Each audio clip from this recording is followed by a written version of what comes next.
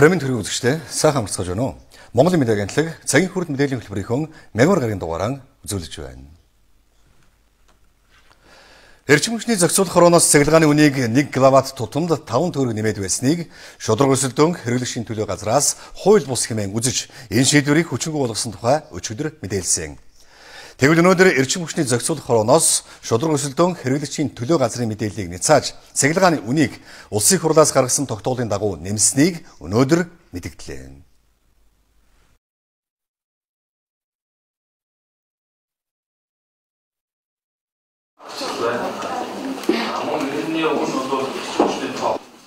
Эрчим хүчний тухай хуульд эрчим хүч үйлдвэрлэх, дамжуулах, түгээх үүргийг эрчим хүчний зохицуулах хороо хүлээн гэж заажээ. Энэ хуулийн дагуу үнэ нэмсэн гэдгийг тэд хэлж байлаа. Харин шудраг өрсөлдөөн хэрэглэгчний төлөө газар үн нэмэх шийдвэр гаргахын өмнө заавал манад хандах ёстой. Эрчим хүчний зохицуулах хороо ингэж хандаагүй нь хууль зөрчсөн хэмээн олон нийтэд мэдээлж байгаа нь дашаа ойлголт, хариуцлагагүй мэдэгдэл хэмээн үзэж байлаа. Шудраг өрсөлдөөн хэрэглэгчийн төлөө газраас мэдэгдсэн эрчим өрсөлдөөний тухай хуулийн 6-гийн 1-ийн 2 дахь заалтыг зөрчсөн байна гэж мэдэгдсэн байгаа. За энд бол тэр одоо 6-гийн 1-ийн 2 гэдэг заалт бол эрчим хүчний зохицуулах хороонд хамаарахгүй заалтаа гэдгийг албан ёсоор мэдгэдгийг хүсэж байна. Улсын хурлын 72 дугаар тогтоол болон 34 дугаар тогтоолд эрчим хүчний үн тарифыг бодит өртгөөр тооцох, зах зээлийн зарчим шилжүүлэх, улмаар бүр үн тарифыг чөлөөлөх асуудлыг бүр эрчим хүчний зохицуулах хороонд шууд даалгаж хэрэгжүүлэхийг үүрэг болгосон байна. Төрийн эрх барихад дээд байгууллагын тогтоол гэдэг бол аливаа байгууллага албан тушаалтан хинж хэлбэрлэхгүй хэрэгжүүлэх ёстой ийм хуулийн нэгэн адил хүчин төгөлдөр эрх зүйн акт байдаг. За энэ тогтоолыг хэрэгжүүлэх хүрээнд гарсан шийдвэрийг шудраг өрсөлдөөн хэрэглэгчийн төлөө газраас хууль бус гэж сарлаж байгаа нь үнэхээр одоо учир дутагдaltaй боллоо гэж бид үзэж байгаа. Төрөөс тогтоож өгсөн үн тарифын дагуу үйлчлэгээ явуулдаг эрчим хүчний салбарыг өрсөлдөөний тухай хуулиар зохицуулах боломжгүй. Учир нь энэ салбарт нийт зардлынхаа 20%-ийг дөнгөж нөхдөг 80% алдагдaltaй ажиллаж байгааг тэд хэлж байсан. Харин энэ жил эрчим хүчний үнийг нэмснээр алдагдлаа 10 гаруй хувиар бууруулна гэсэн тооцоо гаргажээ.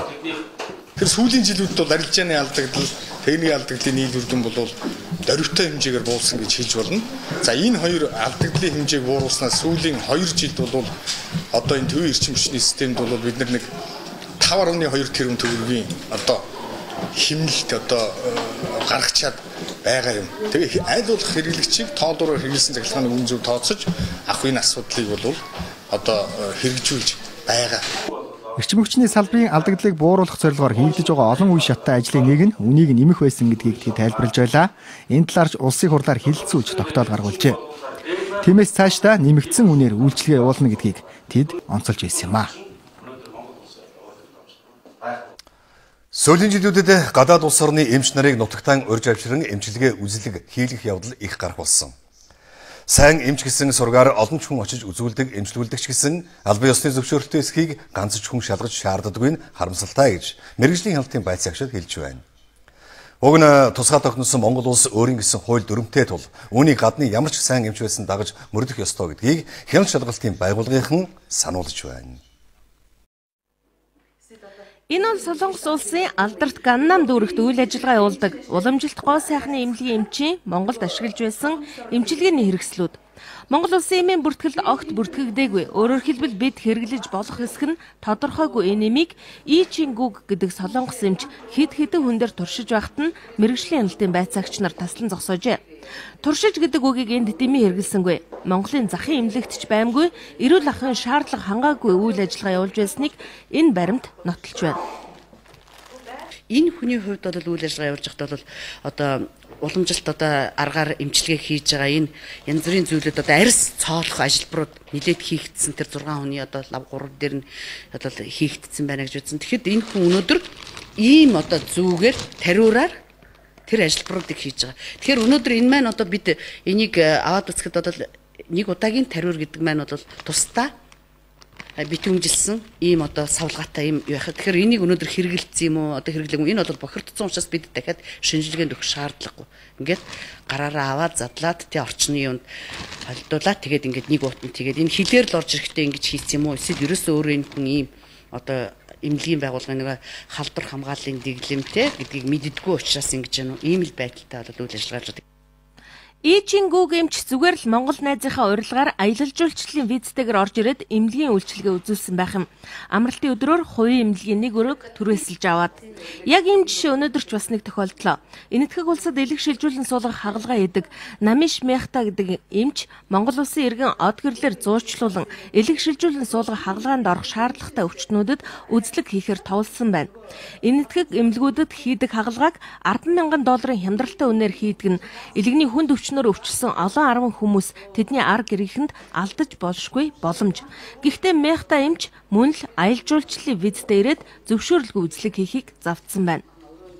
Хэдийгээр иргэд бол одоо өөрсдөө тэр тусламж үйлчилгээг авчгаад энэний их сайн юм байна гэдээ ингээд холбох гэж үзэж байгаа гэсэн боловч өнөөдөр эрүүл мэндийн салбарт хуулиндаа заасны дагуу энэ нь бол одоо тусгай зөвшөөрөл авсан Монгол Улсын нутаг дэвсгэр дээр энэ үйл ажиллагааг явуулах тусгай зөвшөөрөл бүхий эмч эмнэлгийн мэргэжилтэн бол эмчлэг соёлох эм барих энэ үйл ажиллагааг явуулна гэдгийг л одоо зөрчөөд байгаа хуулийн зал зөрчигдөд байгаа нь их харамсалтай байна.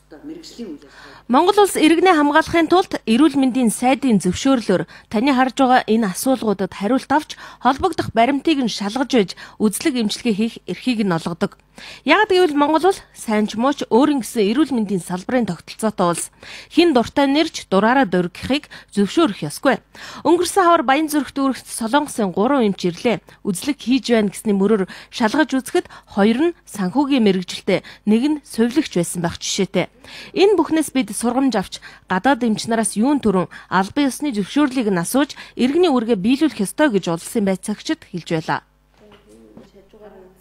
За тэгэхээр энэ мэдээ бол монголчуудаа бидний үнэхээр санууштай, бодууштай зүйлийг хүндсэн байна. Ингээд дараагийн мэдээлэл хүргэе. 1932 оны зэвсэгт бослогын тухай наривчилсан судалгаа өнөө хүртэл байхгүй байгааг судлаач Эрдэнэтэд хэлж байна. Бослого тэмцэл баруун аймагуд буюу одоогийн Хөвсгөл, Архангаа, Өвөрхангаа, Завхан, Баян хонгор увс аймагуудын нутгийг хамарчээ. Түүхийн судалгааг наривчилж баримтыг баталгаажуулахын тулд бослого тэмцэл гарсан газар нутагт нь очиж нутгийн ард иргэд хэлмэгдэхсдийн үр хөвгтүүтэй уулзах хэрэгтэй байгааг 1932 оны бослогын түүхэн судалгаа эрдэм шинжилгээний хуралд оролцогчид онцолж байлаа.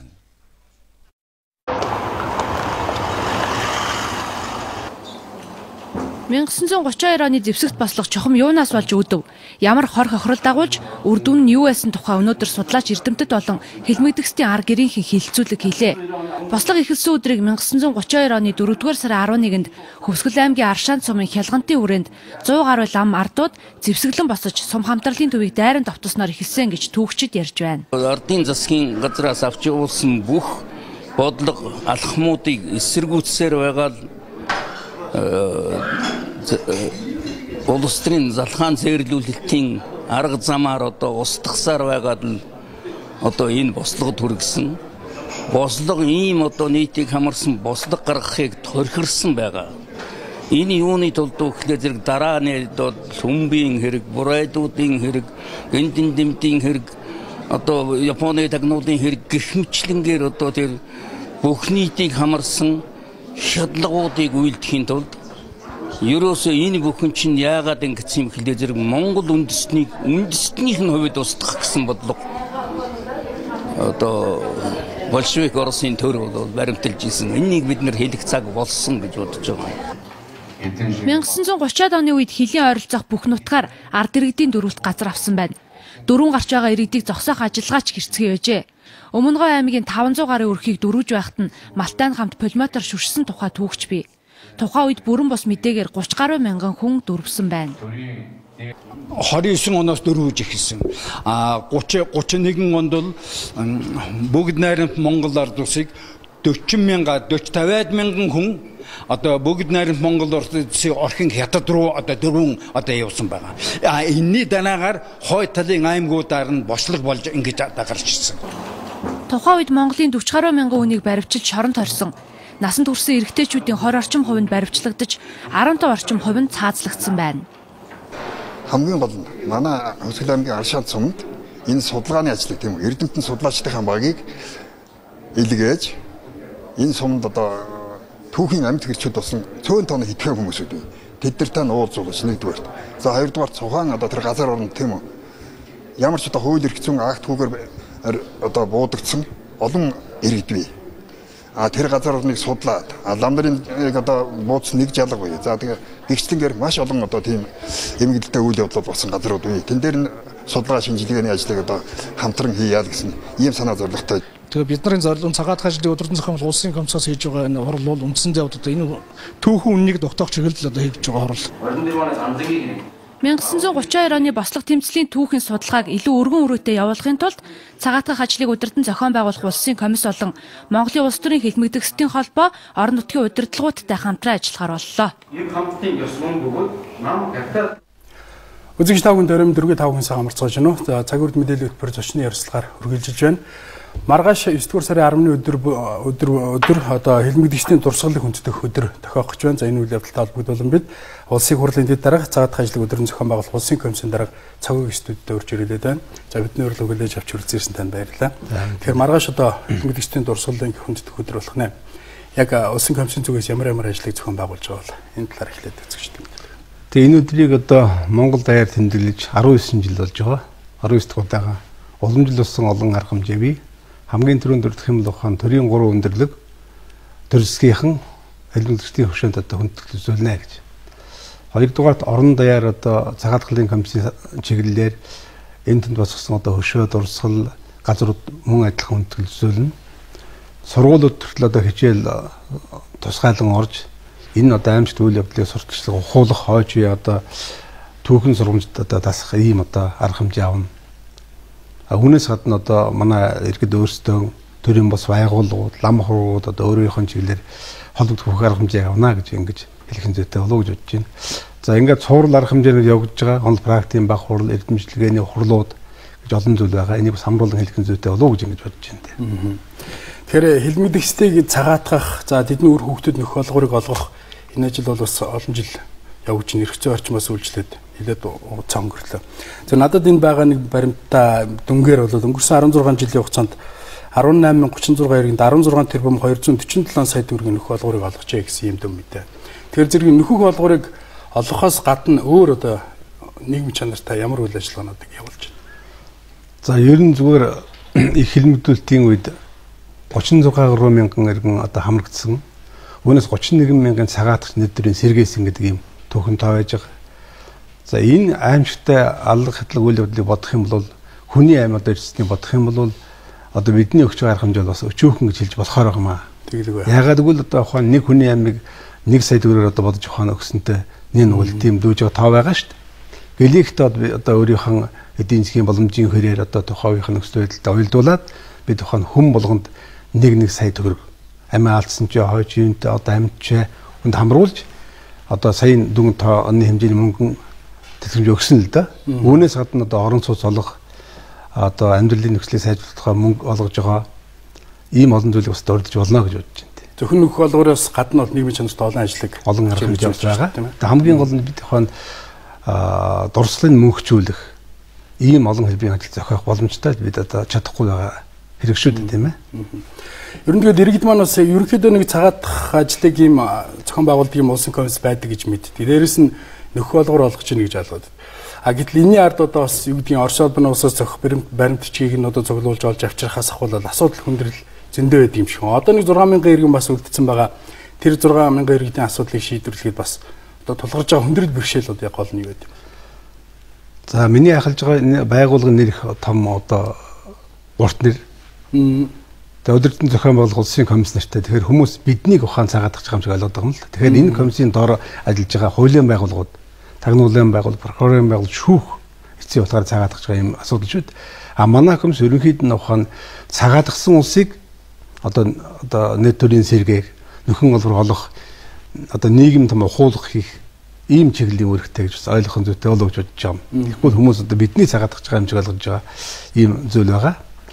Ер нь өөрийн асуултанд хариулах тухайн энэ асуудал өөр их том өргөн цар хүрээтэй чимэглэр ажил одоо цаг хугацаа өнгөрсөн төрүүжийн 100-д болсон олон улс дамжсан ийм бас чанартай тухайлбал өөрийн хэлсэн ухаанаар 230 гаруй одоо Монголын шилдэг хөвгүүдийн хойно одоо хуучин Оросын холбооны зөвтөл болж аваач одоо хэлмэгдүүлсэн явдал өөрөө бол их том бэрхшээл учруулж байсан.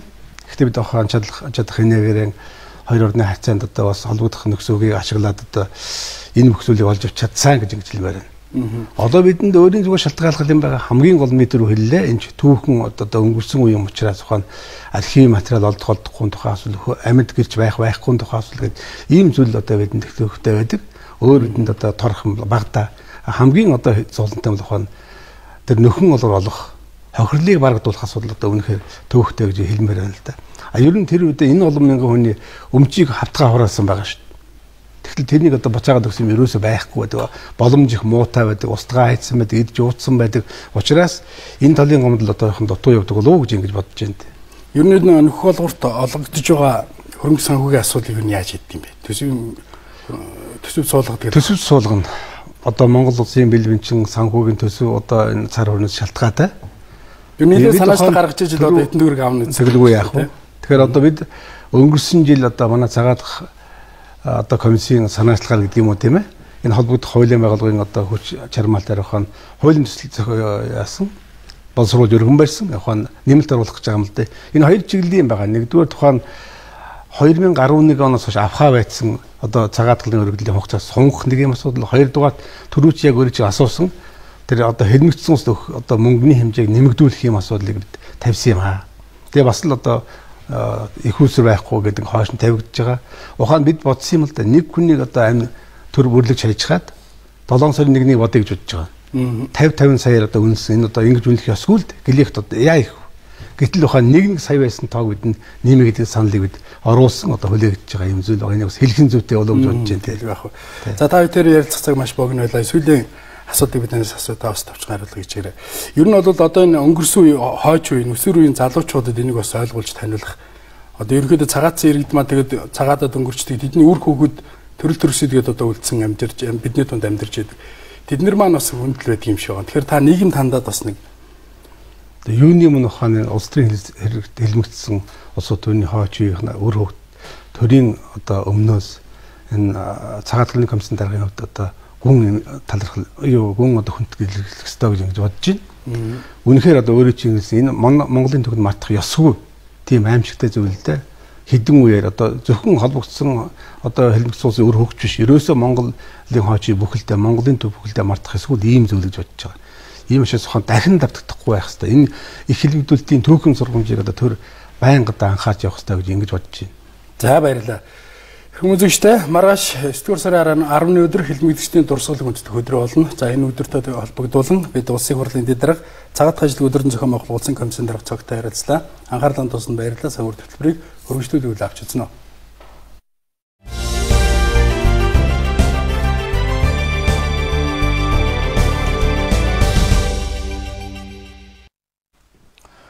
Улаанбаатар хотын 180 мянган өрх гэр хороолд амьдардаг.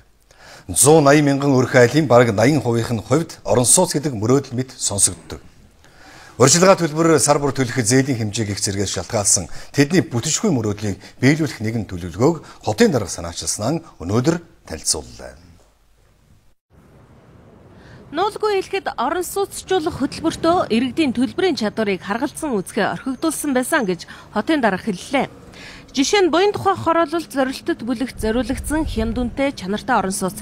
Гэхдээ зорилтод бүлгийн багагүй хувь нь орон сууцныхаа урьдчилгаа төлбөрийг төлөх нь байтугай сар бүр төлөх зээлийн дүнд нь орлого нь хүрэлцэхгүй байсан тохиолдол олон гарсан. Орлого хүрэлцлээ гэхэд сарын орлогынхаа бараг 50%-ийг зээлэндээ төлж байгаа.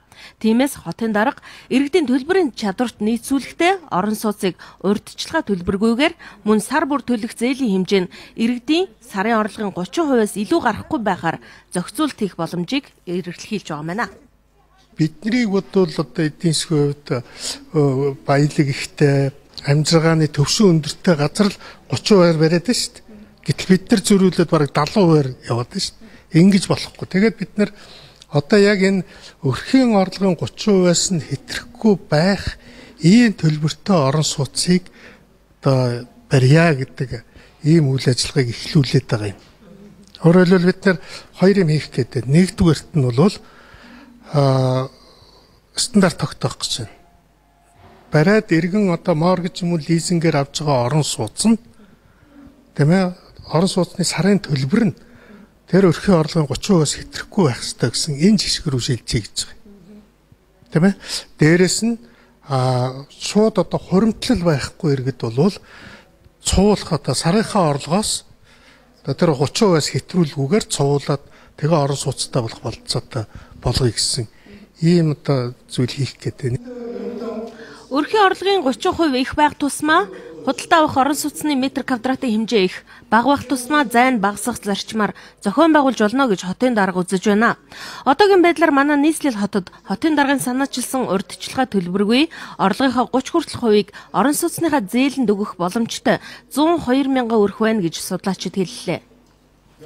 102 мянган өрх маань өөрө 7-аас 15 дугаар түвшинд байна гэхээр бас дотроо ирэмлэгдсэн байгаа. Тэгэхээр тэр ирэмлэгдсэн байгаа бүлгүүд рүү одоо энэ орон сууцчлуулах хөтөлбөрөө яаж чиглүүлэх вэ? Аль бүлэгт нь одоо зээл ямар хөнгөлтийг, аль бүлэгт нь одоо хөнгөлтэй зээлийг олох вэ гэдгээ бас бодлогын түвшин шийдэх боломжтой. Бүдгийг онгоцоор тодорхойлох асуудал бол их чухал байдаг юм аа.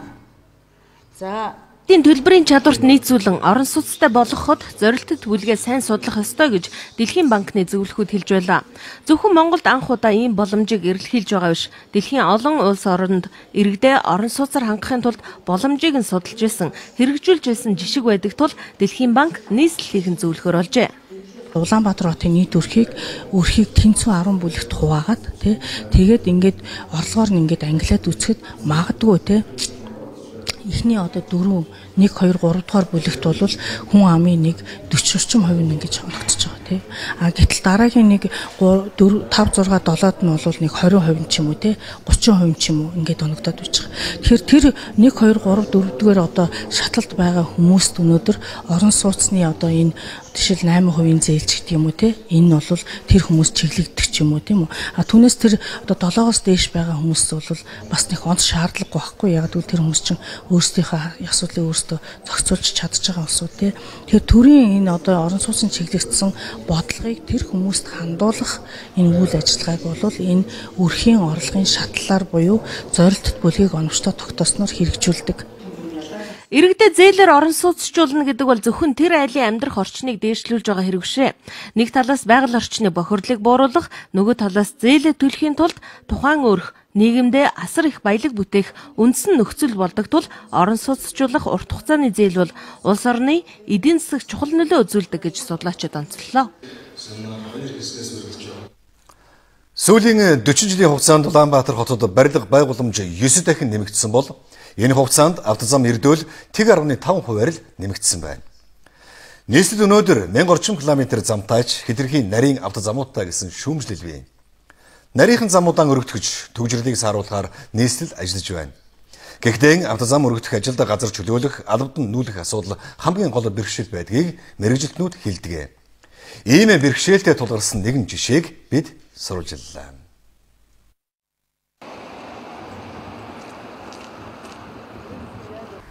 За бидний энэ ард харагдж байгаа зам бол Баян хошууны зам юм.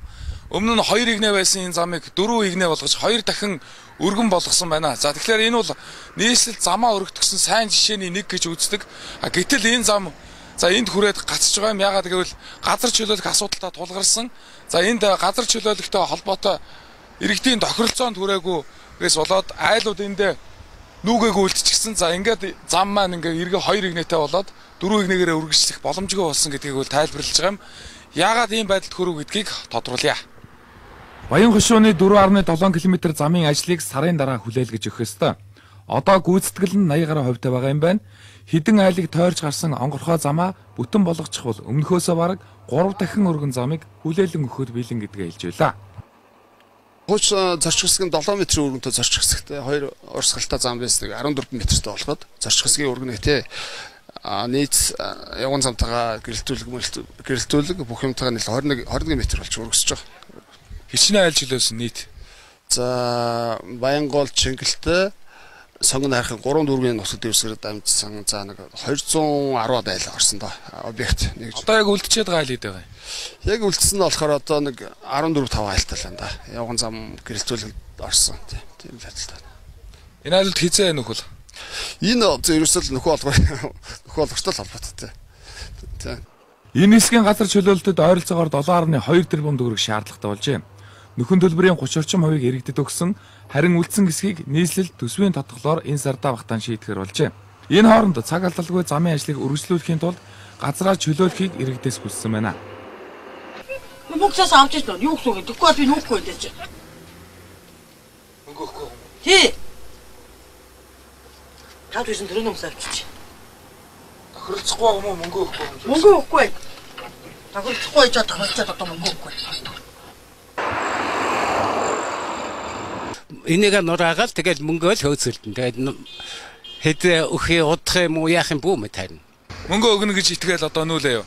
Тэгээ мөнгө өгнө гэж итгээл тэгээ засагтаа итгээл нүүлээ өөр яах вэ? Хувь хүнээс юм гойж байгаа биш.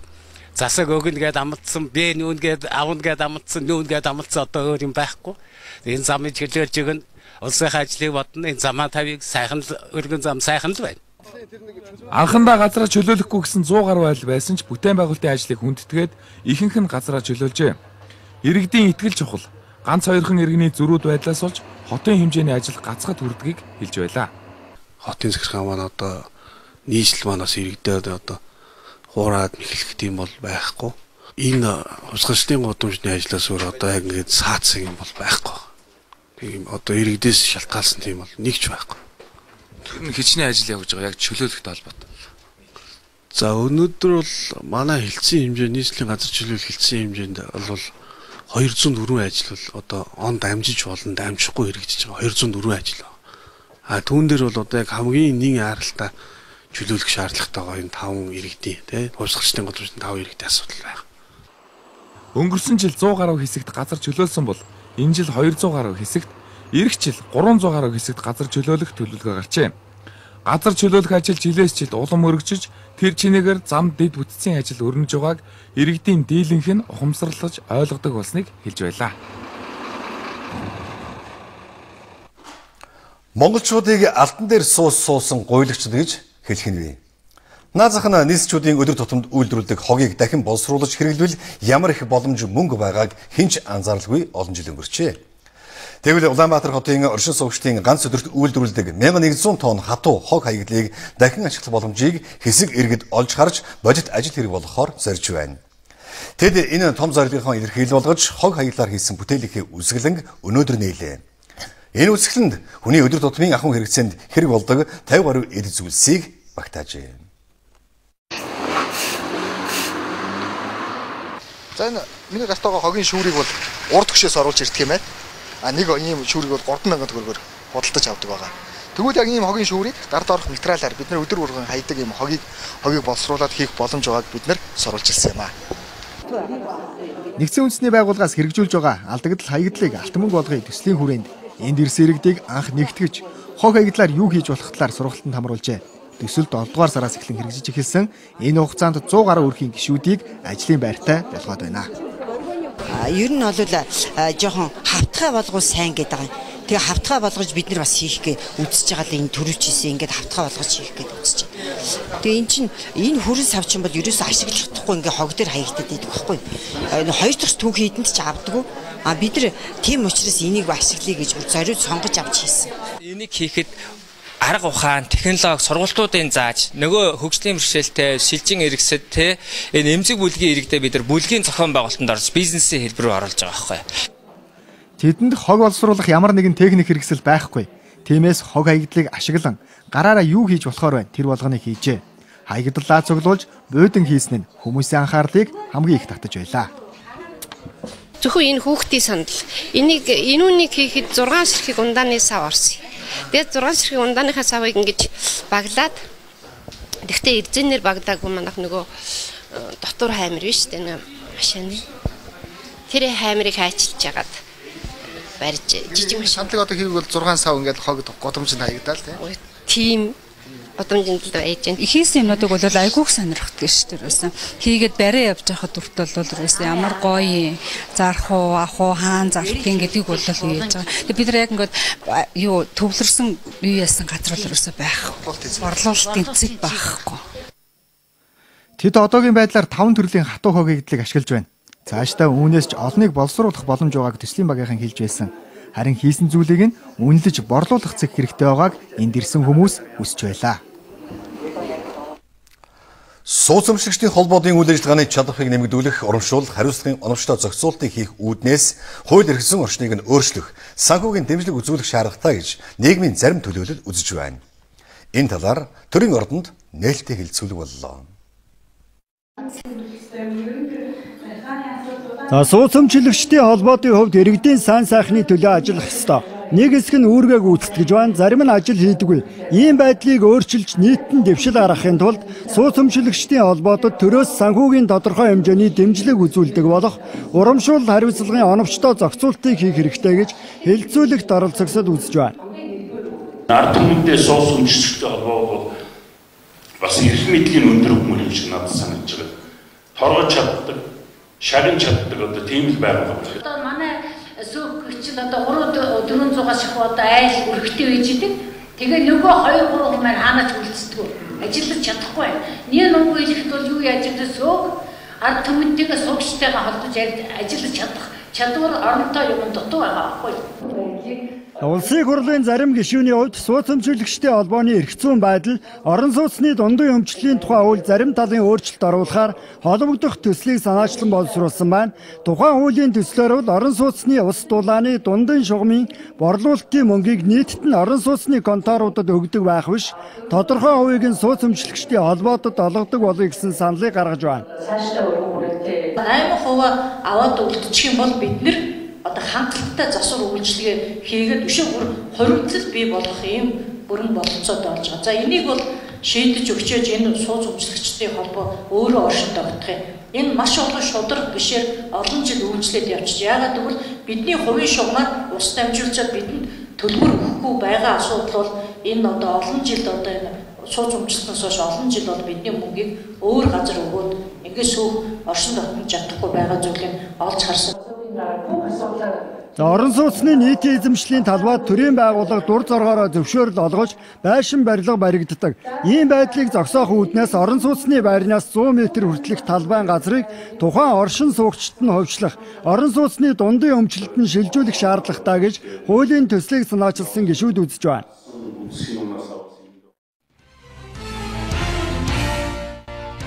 Экспортыг дэмжих импортыг орлох 888 төслөөс 576 төсөлдөр ажлын хэсэг Режаны банкуд ажиллаж байгаа. Тэгвэл эдгээр төслийн эхний эжийн санхүүжилтийг хөгжлийн банкнаас олгоджээ. Одоогоор 2 тэрбум төгрөгөөс доош зээл төлсөн төслүүдээс 20 гаруй төсөл 24.5 тэрбум төгрөгийн их усрыг Режаны банкудад шилжүүлсэн байна. Харин 2 тэрбумаас дээш зээл төлсөн төслүүдэд эхний ээлжинд 55 гаруй тэрбум төгрөгийн их усрыг олгохоор батлаад байна гэж Монгол Улсын хөгжлийн банкны төсөл захирал Мөнхбат мэдээлжээ. Төсөл хэрэгжүүлэгч аж ахуйн нэгж компани иргэд зээлийн авсан эхний жилдээ хүүгээ төлж явах бол 2 дахь жилээс хүүтэйгээ хамт үндсэн зээлийн төлж эхэлдэг байна. Манай улсын иргэд нийт 17 орондоо тухайн улсын засгийн газрын тэтгэлгээр суралцах боломжтой байдаг. Тэгвэл энэ жилээс эхлэн Оросын холбооны улсын засгийн газрын тэтгэлгээр суралцах хүмүүс боловсрол шинж ухааны яамны зохиолсон мэргэжлийн дагуу суралцах боломжтой. Илүү тодорхой хэлбэл боловсрол шинж ухааны яам манайд эрэлттэй байгаа мэргэжлийн судалгаа гаргаж Оросын холбооны улсын боловсролын байгууллагад илгээдэг. Энэ захиалгад нь тус улсын засгийн газраас тэтгэлэг олгох юм байна. Тэтгэлэг авах хэрэгтэй болсон оюутан залуус онооныхоо эренбэг суралцах мэргэжил сургуулиуд сонгоно. Харин бага оноотой хүмүүст үлдсэн хуваарьуд нь ирж тэндээс сонголтоо хийж болох юм байна. Хүүхдийн тусламжийн утас 108 дугаартаагаар энэ оны 100 дугаар сарын 1-ний өдрөөс эхлэн 24 цагаар ажиллаж байгаа юм. Тэгвэл хүүхдийн төлөө үндэсний газрын хүүхэд хамгаалалт үйлчлэгээний газраас хүүхдийн тусламжийн утас 108-ын зөвлөгчийн мэргэжүүлсэн нарыг энэ сарын 8-наас 11 өдрүүдэд зохион байгуулж байна.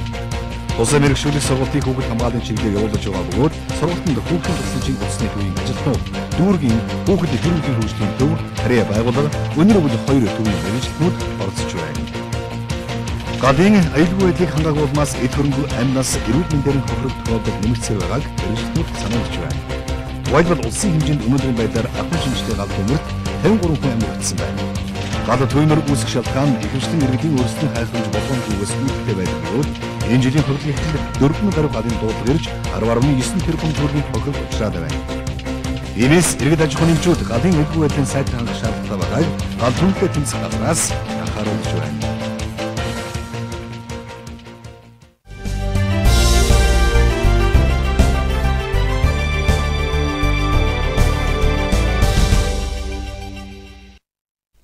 Манай хөтөлбөрийг сонгон үзэж байгаа танд баярлалаа. Монгол махсуу төмс хүнсний ногоог цэвэр байгалийн гаралтай гэж бид бахархдагч хөдөө аж ахуйн бүтээгдэхүүний тариалалт үйлдвэрлэлтэд түгээлтгээд шат шатанд нь органик байдлыг хамгаалах ёстой гэж гадны мэргэжилтэнд зөвлөж байна. Энэ зөвлөгөөг амьдралд хэрэгжүүлэх Органик Монгол үндэсний хөтөлбөр хэрэгжихээр болж байна.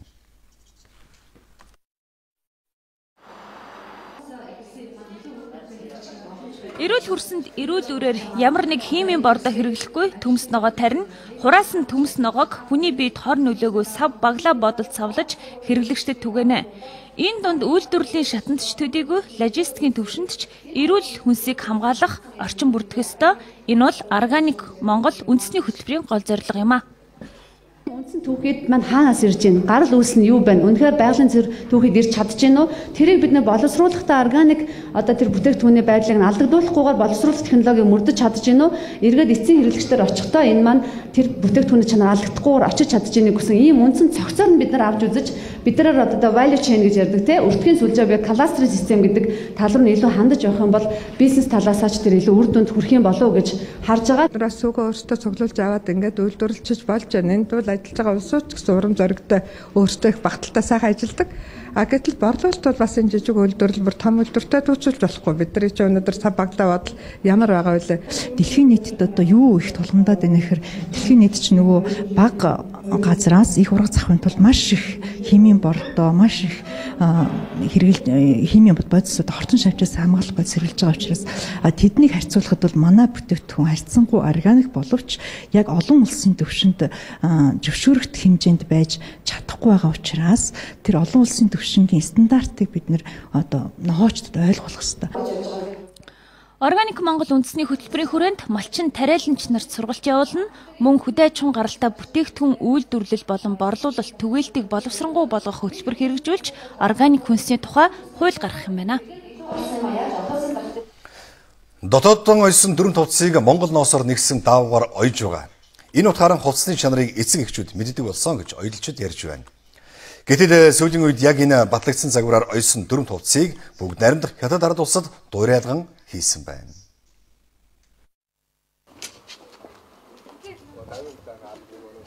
Жил бүр гадаадаас их хэмжээгээр орж ирдэг сурагчийн дөрөв тувцыг дотооддоо оёхыг импортыг орлох сурагчийн дөрөв тувц төсөл зорьсон. Үйлдвэр хөдөө аж ахуйн яам, боловсрол шинжилгээ ухааны яам хамтарсан төслийн хүрээнд өнгөрсөн жил 1-ээс 5 дугаар ангийн 370 гаруй мянган хүүхдийн дөрөв тувцыг дотоодын үйлдвэрлэгчид ойжээ. Харин энэ жил ахлах анги нэмэгдэж 250 мянган дөрөв тувц гаргахаар ажиллаж байна. Энэ одоо яг цаг хугацаагаар ярих юм бол одоо нэг 12 сар нотлонгийн одоо 8 сараас энэ жилийн 8-9 сар чинь 13 сар үйлдвэрлэж байна. За энэ хугацаанд бол бид нар бол бас яг Монголдо ийм том одоо захиалга ийм том юуруу бол бид нар ерөөс хийж үзээгүй нэг зэрэг цагтаа гэд ингээд нэг жоох юм юугаар хийчихсэн. Одоо бүх сурагчдыг бүх хүүхдүүдийг ийм дөрөв тувцаар хангаж агаад одоо ажил олгохч бид нар ажилчин бид нар бол одоо юуны төрөнд айгүйх баяртай байгаа. Дотооддоо сурагчийн дөрөв тувц саяхад зориулж үндэсний 18 үйлдвэрт 22 тэрбум төгрөгийн зээлийг жижиг дунд үйлдвэрийг дэмжих сангаас олгосон. Гэхдээ энэ мөнгөний цаана 4,000 гаруй иргэд тогтмол ажлын байртаа олж үндэсний үйлдвэрлэлд сэргэж байна гэж үйлдвэрлэгчид ярьж байна. Одоо спортын хувцас руу орж байгаа бид нар 1-ээс 5 дугаар ангийн хүүхдүүдийн спортын хувцсыг ойж байгаа. Тэр спортын хувцас маань болохоор энэ хөвөн даван хогддохгүй, угаалтанд цайрахгүй тийм энэ болохоор хүүхдүүдийнхээ онцлог тааруулаад ороост нөгөө өмдөн дээр болохоор бид нэр 164 122 гэдэг ороостууд энэ болохоор шууд энэ сойлтон дээр ороостууд өгсөн 3 арьс марийнхаа ороостыг ингээд 160-ийн 122-ыг өмсөё гэвэл энэ 3 дахь канопон дээр дараад богиносгоод ингээд байна. Энэ бол ерөөсөө яг хүүхдийнхаа бид таарсан тийм материалаар хийгдсэн бие тамирын хувцас гарч байгаа. Ингээд 3 өнгийнх энэ жилдээ дамгаалж байгаа хөх, улаан, хар хөх гэд 3 байгаа. Сурагчийн дөрөв тувцсны үндэсний хөтөлбөрийн ачаар нэг хэсэг элгээрээ хөвтөд байсан үндэсний үйлдвэрлэгчид оёлын салбарт хөл дээрээ зогсох эхлэн тавилаа гэж үйлдвэрлэгчид ярьж байна. За харин нэг сурагчийн дөрөв тувцсны сан 30 хүний хөдөлмөр шингэдэгэ гэж мэдээлж байна. За харин сүүлийн үед Монголд ойсон сурагчийн дөрөв тувцсыг бүгдээр нь хятад ард улсад хуурамчаар дуур амьлаар үйлдвэрлэж Монголд аливаа хямд үнээр зарж агаад оёлын үйлдвэрлэгчид эсрэг үүсэж байгаа юм байна. Зөвхөн бага охтын сарбаачгийн дээрхэд 30-аад хүн энэ дээр ажиллаж байгаа. Тэгээд дээр нь борлуулалт энэ төр гэхэлэр бидний асар өндөр өртөг шингэчихсэн байдаг. Бид нар товчондоо ч гэсэн нууцлал гэж жишээлх юм бол энэ дээр болж л үгүй их орондоо энийг үлдээчих зарчмаар бид нар бүх юмдаа нууцлал хийсэн байдгийг. Тэгэхээр зүгээр нэг хүн барьж гараад ирээнээс гараад энийг дуурайгаад дэр гэхлээр тэр нь баг бидний үйлдвэрлэснээс илүү хурдан өртөг багтаа хуурамч бүтээгдэхүүн болоод өнөөдөр зах зээлд гараад ирчихэж байгаа. Оёдлын үйлдвэрийн дөрвөн тувцаа оёхын зэрэгцээ худалдаагч хариуцж байгаа. Ирээдүйд хөнгөн үйлдвэрийн салбарыг хөл дээр нь зогсоё гэвэл бүтээгдэхүүн түгээх дэд үтцийн логистикийн сүлжээг яаралтай байгуулах хэрэгтэй байна гэлээ.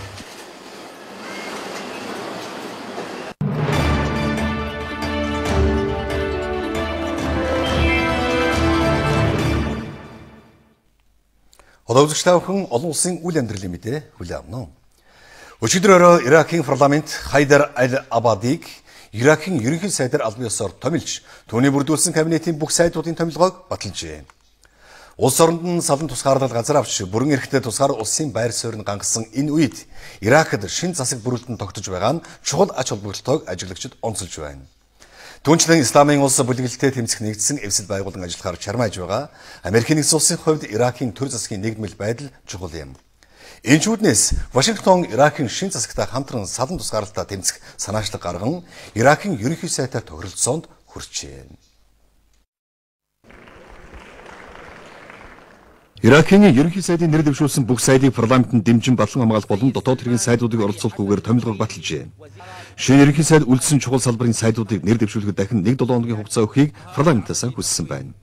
Иракийн шинэ ерөнхий сайд парламентад хэлсэн үгэндээ улс орныхон хойд болон баруун бүсийн ихэнх газар нутгийг эзэлсэн салан тусгаарлагчтай тэмцэхэн амлажээ.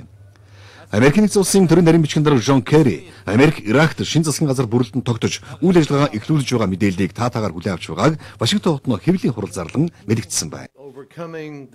Үндэсний цөөнх шашин хоорондын тэмцэл нэмэгдэж байгаа энэ үед Иракийн парламент шин нэгдсэн засгийн газрыг бүрдүүлж чадлаа. Энэ шин засгийн газар Иракийн олон үндэсний цөөнхийг нэгдмэл байлгах, илүү хүчтэй нэгдмэл Иракийг бий болгох, бүх ард түмнийхээ хүсэл зоригоор ирээдүгэ бүтээх боломжийг бүх үндэстэндээ олгох бүрэн боломжтой гэж дүгнэж байна.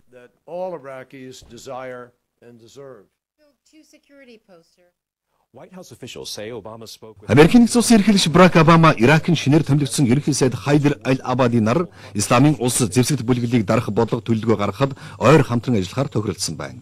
Барак Обама өчигдөр Иракийн ерөнхий сайдтай утсаар ярилцаж, салан тусгаарлагчдын учруулж байгаа занал хийлтэй тэмцэх хамтын хүчин чармайлт гаргах нь хоёр орны хувьд чухал гэдэг дээр ихээхэн ач холбогдлогсныг цагаан ордноос мэдэгджээ. Мөн Иракийн засгийн газрын тэргүүн салан тусгаарлалтын эсрэг Иракийн хүчин чадлыг нэмэгдүүлэхийн тулд олон улсын түншүүдтэйгээ хамтран ажиллана гэдгээ илэрхийлсэн байна. Мөн Америкийн нэгдсэн улсын төрийн нарийн бичгийн дарга Жон Керри Ирак шин засгийн газраа бүрдүүлсэн нь Иракийн хувьд мөн Исламын салан тусгаарлагчдын эсрэг хүчин чармайлтанд эргэлтийн үе болно гэж үзсэн юм байна. Украиний ерөнхийлөгч Петр Порошенко Оросыг дэмжигч салан тусгаарлагчдаас улс орныхон газар нутгийн бүрэн бүтэн байдлыг хамгаална гэдгийг мэдгэлээ.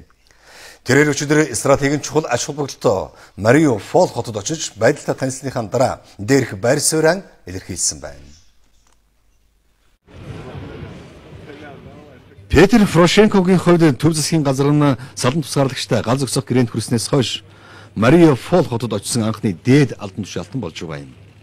Тэрээр Мариуполь хотын нөхцөл байдалтай танилцсныхаа дараа Украины хот суурин бүс нутаг болоод бүх газар нутгийг хамгаална гэдгийг орон нутгийн иргэдэд амласан байна. Мөн зүүн бүс нутаг Украины газар нутаг, тиймээс Украины ард түмэн ямар ч нөхцөлд газар нутгийг алдахгүй гэдгийг Порошенко цохон тэмдэглэжээ. Бидэнд улс орны хамгаалах хүчин чадал бий. Газар нутгийн бүрэн бүтэн байдал, улс орны тусгаар бие даасан байдал бол яриа хэлэлцээнд хамаарах зүйл бишээ. Хамгийн чухал нь зөвхөн цэрэг армийн хүчээр энэ тэмцэлд ялах боломжгүй гэдгийг бид ойлгох ёстой юм. Оросын албаны улс бидний газар нутагт цэргийнхээ тоог нэмэх тусам бид шахалтаа нэмэгдүүлдэг. Инх тайван доктортой байдлыг эргэн тогтоох ихэнгийн гадны цэргийн хүчийг гаргаж хилээ хаах. Ингэсэн нөхцөл ганцхан 7 хоногийн дотор бид жившилцэлд хүрч чадна. Энэ үеэр гал зогсох гэрээний дагуу Оросын дэмжих салан тусгаарлагчид Украины армийн 1200 гаруй албаагчдыг төв засгийн газарт нь хүлээлгэн өгсөн байна. Гэхдээ Порошенко үлдсэн 850 гаруй цэргийг бүгдийг нь суллаж явуулахыг салан тусгаарлагчдаас шаарджээ. Цагийн хүрд мэдээллийн хөтөлбөрийн төгсгөлд үзэгч та бүхэн ойрын өдрүүдийн цаг агаар мэдээг хүлээн авна.